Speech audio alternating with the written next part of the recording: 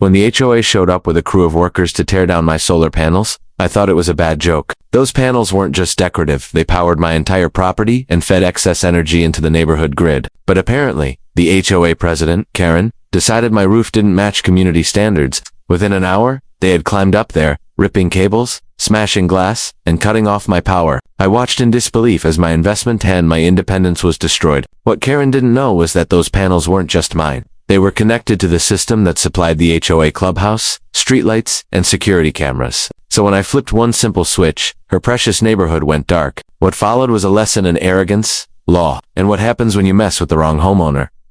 When I first moved into Oak Ridge Meadows, I thought I had finally found peace. The streets were lined with tall maples that glowed golden in the afternoon sun, and every yard looked like it came straight out of a real estate magazine. Perfectly edged lawns, bright flower beds, and polished mailboxes that matched the streetlights. It was the kind of neighborhood where people waved politely as they walked their dogs and children, rode their bikes in neat little circles near the cul-de-sac. To anyone else, it was paradise. To me, it was supposed to be a fresh start after 30 years of work as an electrical engineer. I'd spent most of my life working with power grids and renewable systems, helping big companies transition to solar and wind. After retiring, I wanted to live the life I'd been designing for others: independent, green, and self. I didn't want to rely on anyone, especially not utility companies that charged more every year. So, when I bought my modest 2-story home at the end of Maple Drive, the first thing I did wasn't decorating the living room or repainting the kitchen. It was installing solar panels. They weren't just ordinary panels either. I had invested in a top-tier setup that be 2 monocrystalline panels with a backup battery array tucked neatly along the side of the garage.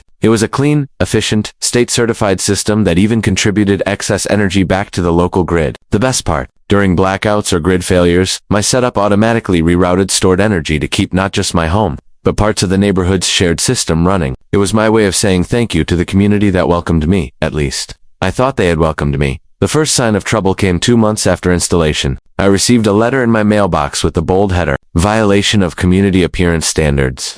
It stated that my solar panels were visible from the street, and therefore disrupted the uniform aesthetic of Oak Ridge Meadows. I blinked at the letter, thinking it had to be a mistake. I had read the HOA handbook thoroughly before moving in, and there wasn't a single line banning solar panels. In fact, the state's Solar Rights Act protected homeowners like me from exactly this kind of nonsense. Still, I decided to handle it politely. I attended the next HOA meeting to clarify things. That's when I met Herker Mitchell, the HOA president. She was a woman in her mid-50s, always perfectly dressed, always wearing sunglasses even indoors, and always ready to make you feel small with a single sentence. "You must be the new resident on Maple Drive," she said, smiling thinly. "You're the one with the, industrial-looking roof." "It's solar," I replied, forcing a polite tone. "All up to code, approved by the city." "Yes, well," she said, flipping through her binder, "Oak Ridge Meadows takes pride in maintaining harmony. Your panels reflect too much light during the day, and frankly, they make your home stand out. We prefer uniformity here." I remember biting my tongue, trying to stay calm. "With all due respect," I said, "solar energy is protected under state law. You can't restrict or remove them." Her smile vanished. "Our community operates under its own bylaws," she said sharply, "and as president, it's my job to enforce them." That was the moment I realized Karen didn't care about harmony, she cared about control. Over the next few weeks, I started noticing little things. Someone removed the Solar Energy Proud sticker from my mailbox. My trash cans, which I always placed neatly at the curb, were suddenly found tipped over. And once, a small group of board members stopped in front of my yard, pointing and taking photos. I could hear bits of their conversation, words like non-compliant, resale value, and example. I sent a formal letter to the HOA explaining the legality of my setup, citing both the state energy law and my city permit. They ignored it. 2 weeks later, I received another notice, this time labeled Final Warning. It stated that if I didn't restore the roof to its original condition, the HOA would take corrective action. That phrase, corrective action, stuck with me. It sounded less like a community measure and more like a threat. I tried reasoning with them one last time. I attended another meeting, armed with documents and photos showing the system's approval. As I started to explain, Karen interrupted me mid-sentence. "Mr. Hale," she said, "we've heard enough. The board has voted, and your panels are in violation. Either you remove them, or we will." The room went quiet. A few of the residents looked uncomfortable, but no one spoke up. I realized then that this wasn't just about rules, it was about control, fear, and a woman who thought the HOA was her personal kingdom. After that meeting, I walked home under the glow of the very streetlights my system helped power. It was almost poetic. Those same people who wanted my panels gone were benefiting from the energy they produced. I chuckled bitterly to myself, wondering how blind they could be. I didn't know it yet, but that night marked the beginning of something much bigger. Karen's arrogance would soon cost the HOA more than they could ever imagine. And when they finally realized how much they depended on the very system they tried to destroy, it would be too late. For now, though, I stood in my driveway, looking up at my solar panels glinting faintly in the moonlight. They represented more than energy, they represented freedom. And if Karen wanted a war over sunlight, I was ready to fight back, 1 watt at a time. It was a quiet Thursday morning when I first heard the strange noises coming from above my house. At first I thought it was just a branch scraping the roof, or maybe some workers fixing a nearby power line, but when the thuds became louder followed by the unmistakable sound of metal clanging against metal, I knew something was wrong. I rushed outside, still in my work shirt and slippers, and what I saw made my stomach drop. There were 4 men on my roof. They were wearing bright orange vests, hard hats, and work gloves. One of them was prying up the corner of a solar panel with a crowbar, while another was disconnecting wires from the junction box. Pieces of shattered glass glinted in the morning sunlight, and thick black cables dangled over the edge of the roof like cut vines. And there, standing on the sidewalk with a clipboard in hand, was none other than Karen Mitchell, smiling as if she were supervising a gardening project. "What in the world do you think you're doing?" I shouted, storming across my lawn. Karen turned toward me, calm as ever. "Good morning, Mr. Hale," she said sweetly. "We're just enforcing HOA compliance." "Compliance? You're destroying my property," I yelled. I pointed toward the men. "Get off my roof right now." One of the workers paused and looked at Karen uncertainly. "Ma'am," he said, "he's telling us to stop." Karen waved her hand dismissively. "Proceed," she ordered. "The board has authorized this removal. These panels were installed without aesthetic approval, and we're restoring the property to community standards." I couldn't believe what I was hearing. "You don't have the authority to do this. You can't just barge in and tear down someone's system." Karen looked me straight in the eye. "Actually, Mr. Hale, you signed the community covenant when you bought this property. It clearly states that any modifications visible from the street must receive board approval." "Approval doesn't override state law," I snapped. "Solar installations are protected. You're breaking multiple statutes right now." She shrugged. "Then sue us." That simple, smug response sent my blood boiling. I pulled out my phone and called the police. "I need officers at 14 Maple Drive," I said firmly. "There's unauthorized property destruction happening right now." When the deputy arrived 15 minutes later, the damage was already halfway done. Several panels were lying cracked on the ground, the mounting brackets were bent, and one of my power inverters had been ripped straight off the wall. My once sufficient system now looked like a pile of scrap metal. The deputy, a tall man with kind eyes, stepped between us. "All right, what's going on here?" Karen immediately launched into her rehearsed explanation. "Officer, we're simply enforcing neighborhood compliance. This homeowner installed equipment that violates the community's visual harmony." I interrupted her, my voice shaking with anger. "They're trespassing. These men don't have a court order, a warrant, or any legal authorization. They're destroying property that belongs to me, and the city approved every inch of it."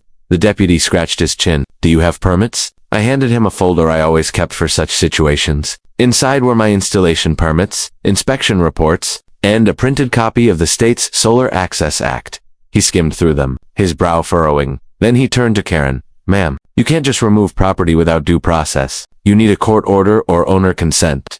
Karen's confident smile faltered for the first time. But, the HOA rules. HOA rules don't trump state law," the deputy said firmly. "I suggest you stop this right now." But the damage was already done. My panels were gone, my electrical lines cut, and half my roof shingles torn up. The workers packed their tools in silence, clearly uncomfortable. One of them even muttered, "Sorry, sir, we were told you approved this." When the deputy left, I stood in the middle of my driveway, surrounded by broken glass and twisted metal. The air smelled of burnt insulation. My home, once powered cleanly by the sun, was now dark and silent. Karen lingered just long enough to twist the knife. "You brought this on yourself," she said, her tone cold. "Next time, follow the rules." Then she turned and walked away as if she hadn't just cost me thousands of dollars. I spent the rest of the day cleaning up what I could. But it wasn't just the physical mess that bothered me. It was the helplessness. For the first time in years, I felt truly powerless. Every piece of wire I picked up was a reminder of how easily people like her could abuse authority when no one stood up to them. That night, I sat in my dark kitchen with only a flashlight and a cup of cold coffee. My backup batteries were disconnected, and the grid connection was unstable. I opened my laptop to document everything: photos, timestamps, witness statements. I was going to make sure Karen regretted ever touching my system, but as I reviewed the network logs from my solar controller, I noticed something interesting. Even though the panels were gone, part of the grid interface was still live. That meant one of the relays located near the HOA clubhouse was still connected to my configuration. They had never bothered to fully disconnect it. A slow smile crept across my face. In her rush to enforce her rules, Karen had made a big mistake. She had left the HOA's own power system tied into mine, and if I wanted to, I could reroute that connection any way I pleased. For now, I didn't touch a thing. I just sat back in the dark, listening to the hum of distant generators. They thought they had taken my power away, but they had only handed me theirs.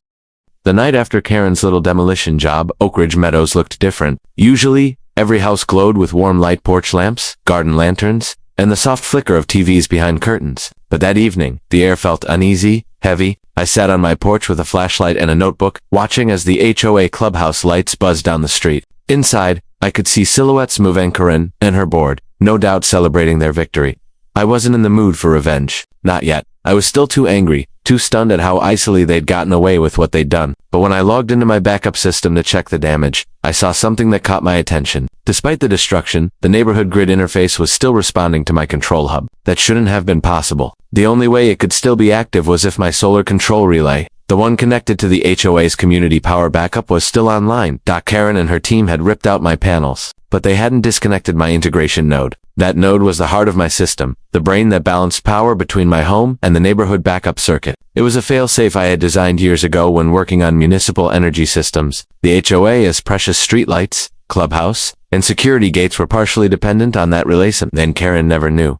I leaned back in my chair and laughed quietly. "You wanted to play with power, Karen?" I muttered. "Let's see how well you do in the dark." Still, I wasn't going to act impulsively. I spent the next 2 hours carefully analyzing the grid map. My old engineer instincts kicked in. I traced circuits, reviewed connection points, and monitored load balances. It was like piecing together a digital puzzle that only I understood. Finally, the picture was clear. The HOA's entire common area system, everything from the clubhouse, Wi-Fi to the irrigation pumps, was indirectly drawing, through my damaged network. I hadn't planned for that connection to ever be used maliciously, but the temptation was there. They had taken everything from my savings, my energy, my peace. Maybe it was time they experienced what powerlessness really felt like. At 9:47 p.m., I made my decision. I opened my control terminal and typed a single command: reroute node HOA_main from grid to local bypass. I hit enter. The effect was instant. From my porch, I watched as the streetlights along Maple Drive flickered once, twice, and then died completely. One by one,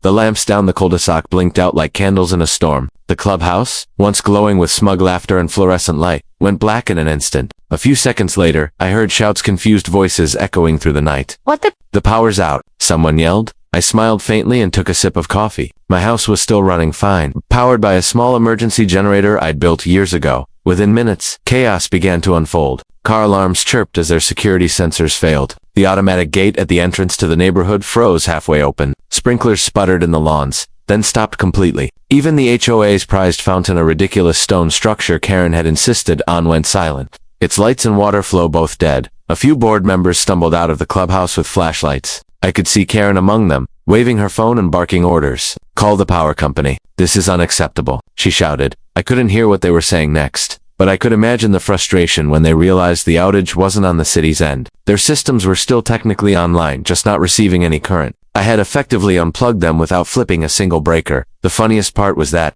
Karen didn't even think to come to my house right away. She probably assumed it was a citywide outage. It wasn't until about half an hour later that she finally appeared at the end of my driveway, flashlight in hand, her expression a mix of anger and confusion. "Mr. Hale," she called out, marching toward me. "Our neighborhood has no power. Do you know anything about this?" I leaned back in my chair, pretending to look concerned. "Really? That's strange. My house seems fine." Her eyes narrowed. "Don't play dumb. You're the one who installed that system. Did you tamper with the grid?" "Tampered?" I raised an eyebrow. "No. I just made some adjustments to protect my property after someone destroyed it without permission." Her face flushed red. "You can't do that. You're affecting the whole community." "Oh, I agree," I said calmly. "Just like how the whole community affected me when my solar panels were ripped off my roof." She sputtered, struggling to form a response. "You'll regret this," she finally said. "The HOA will." I cut her off. "Karen, you already made me regret moving here. I'm just making sure you understand what it feels like to lose power." Literally, she turned and stormed off, yelling something about calling the authorities. I knew she would, but what could she tell them? That the homeowner whose system she illegally destroyed had somehow stopped supplying her clubhouse with power. The irony was delicious. For the next few hours, I watched the neighborhood descend into mild panic. Cars pulled in and out, flashlights darted across lawns, and people gathered in small clusters to discuss what to do. Without power, the security cameras went dead. The clubhouse doors locked automatically, and the community Wi-Fi crashed. Oak Ridge Meadows had turned from a picture-perfect neighborhood into a powerless shell of itself. Around midnight, I finally went inside, leaving them to their darkness. I powered down my terminal and sat quietly at my kitchen table, feeling a strange sense of peace. It wasn't revenge that made me smile. It was balance. For once, the scales had evened out. They had taken my sunlight. I had taken their light entirely. The next morning, the neighborhood looked like something out of a disaster movie. People were standing on their lawns, confused and irritated, clutching their dead phones. Cars wouldn't start because their key fobs weren't responding, and the automatic gates were still jammed shut, trapping everyone inside. The fountain at the entrance, Karen's, Pride and Joy sat, silent and dry, its statue of a marble swan now streaked with grime from the overnight dew. For a neighborhood obsessed with perfection, this blackout was chaos. I stepped outside with a mug of coffee in hand, pretending to look as puzzled as everyone else. My generator hummed softly in the background, barely audible under the confused chatter. Some neighbors glanced my way, clearly noticing that my house was the only one with lights on. I just gave a polite wave. Backup generator, I explained with a smile. Engineer's habit. By 8 a.m., Karen came storming down the street, her sunglasses perched on her head, her clipboard in hand like a weapon. Her perfect hair was frizzed, and her usual air of control had evaporated. "Mr. Hale," she barked. "We need to talk." I took a slow sip of coffee. "Morning, Karen. Rough night." "Don't play games," she snapped. "Half the neighborhood has no power. The clubhouse, the gates, the sprinklers, nothing works. We've already called the power company, and they said the issue isn't on their end. It's internal." I tilted my head. "Internal? Who?" "Well, maybe that's because someone tampered with internal systems recently. You know, climbed on a roof they didn't own, ripped out electrical components, that sort of thing." She froze. "Are you saying this is my fault?" "I'm saying actions have consequences," I replied calmly. "You damaged my system, the one that happened to be integrated into the neighborhood's backup relay. So when you tore it apart, you tore out your own power source." Her mouth opened and closed like a fish gasping for air. "That's impossible. The HOA doesn't rely on any private power systems." "Oh, but you do," I said, smiling slightly. "When I moved in, I offered to share my backup line with the community grid. Your board approved it, remember? That's how you kept your security cameras running during the last storm outage. Guess you forgot." For the first time, I saw genuine fear flicker across her face. Not because she cared about the outage, but because she realized the HOA might have made a huge mistake. "You have to fix this," she said, lowering her voice. "Immediately." "I don't have to do anything," I said firmly. "Especially after you destroyed my property. If I touched that system now, I'd technically be repairing HOA equipment. And since I'm not under contract, that would make me liable if anything else went wrong."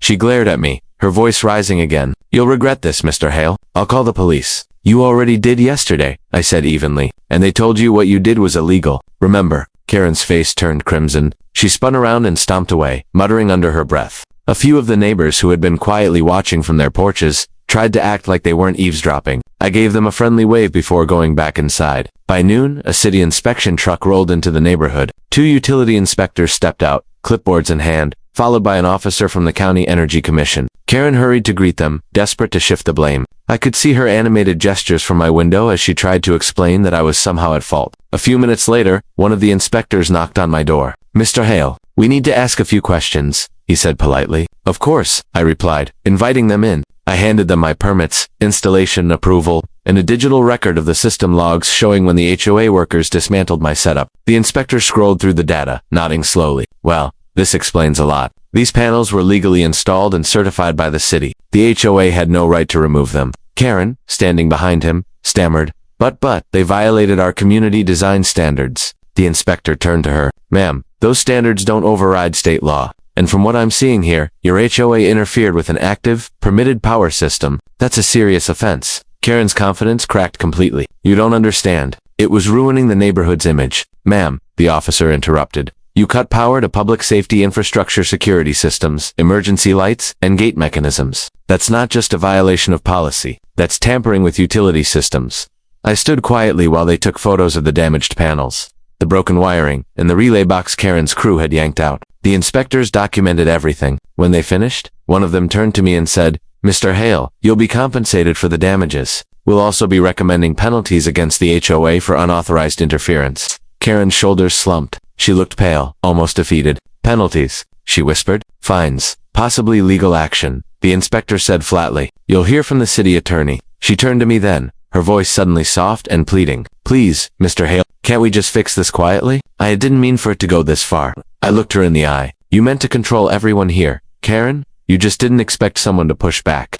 The inspectors and officers packed up their things and left, leaving behind a shaken HOA president and a silent neighborhood. Karen didn't say another word. She just walked away slowly, her heels clicking on the pavement, her clipboard dangling uselessly at her side. That evening, power was restored not through my system, but through a temporary connection the city arranged. The HOA would have to pay for full repairs. I sat on my porch again, as the streetlights flickered back to life. One by one, the neighborhood returned to its picture-perfect glow, but something had changed. Karen's empire had cracked, and everyone knew it. In the days following the inspection, Oak Ridge Meadows was unusually quiet. The neighbors who once boasted about how perfect their community was now avoided eye contact when walking their dogs. The HOA clubhouse remained closed, its windows dark and its notice board empty. Karen, who used to patrol the neighborhood like a self-appointed sheriff, had vanished from sight. It was as if the woman who once ruled the community had been erased from it entirely. And honestly, I didn't miss her one bit. For the first time since I moved in, I could breathe. The noise, the control, the letters, all gone. I spent my mornings working on my roof again, this time with a certified crew helping me reinstall my solar panels. The city even approved an upgrade, allowing me to expand the system and integrate new higher efficiency batteries. The HOA was legally obligated to pay for all the damages, including labor and replacement costs. Watching those sleek new panels glisten under the sunlight felt like reclaiming a piece of my life. When the system came back online, I stood in my driveway, listening to the soft hum of restored energy flowing through the grid. The digital meters flickered to life. The inverter lights blinked green, and the readings on my monitor were higher than ever. My house wasn't just powered again, it was stronger, smarter, and fully protected. I had installed additional relays, with legal locks this time, so no one could touch the system without city authorization. Karen and her board would never again hold that kind of control over me or anyone else.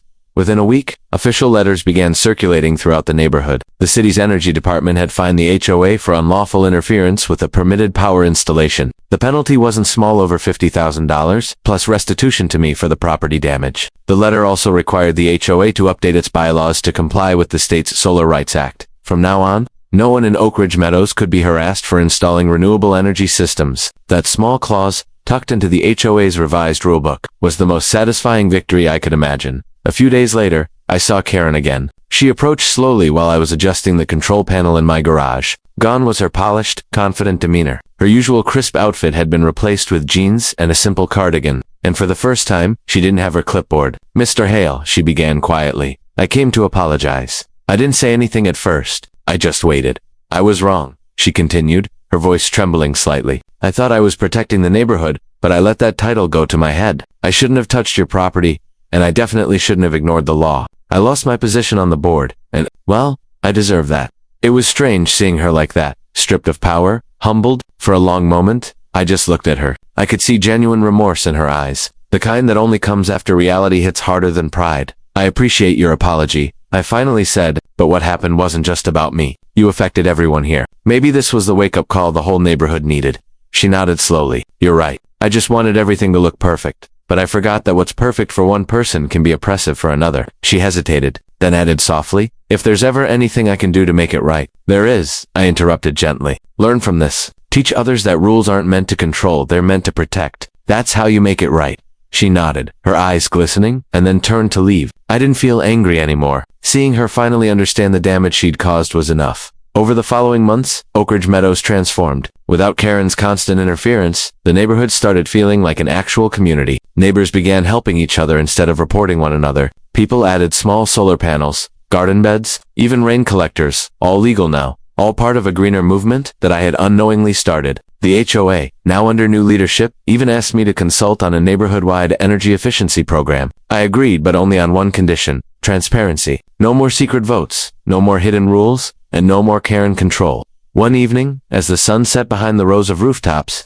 I sat on my porch and watched the soft golden light bounce off my panels. The streetlights came on automatically, glowing evenly down Maple Drive. The sound of laughter echoed from the park as children played, and for the first time since I'd moved in, the place felt alive, not perfect, not uniform, but genuinely peaceful. I smiled to myself. The same solar power that once caused division was now bringing the whole neighborhood together. It was funny how things turned out. Karen tried to take away my independence, but in doing so, she gave me something even better: a purpose. I had turned her act of destruction into a spark for change. That as night fell, I turned off my porch light, knowing it wasn't the bulb that lit the space around MIT, was the balance I had finally found. Power wasn't about electricity or control. Real power was about standing your ground, doing what's right, and letting the truth shine brighter than anyone's rules. So, if you ever find yourself facing your own HOA, Karen, remember, Sunlight always breaks through, no matter how many try to block it. For more powerful HOA revenge stories and dramatic neighborhood tales, like, share, comment, and subscribe to my YouTube channel, HOA Bright Reality. Don't miss the next story that proves, sometimes, justice really does come with a flip of a switch.